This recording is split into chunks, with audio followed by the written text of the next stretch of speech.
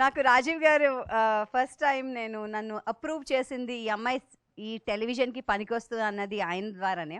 నాకు బాగా గుర్తు ఫస్ట్ టైం రాజీవ్ గారు అండ్ వినమ్ గారు ఒక బైక్లో కైనెటిక్ హోండాలో వచ్చి నేను కాలేజ్ కంప్యూటర్స్ ఏవో నేర్చుకుంటుంటే ఆ టైంలో ఫోటో చూసి ఈ అమ్మాయిని ఇలా చూసి ఓకే అని వెళ్ళిపోయారు.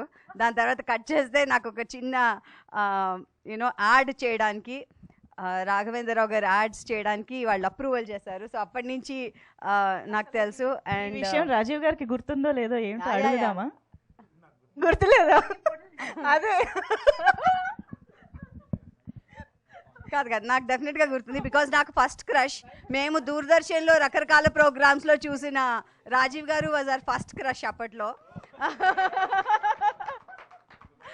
అండ్ అందుకనే సుమా అక్క, రాజీవ్ బావగారు అంటాము.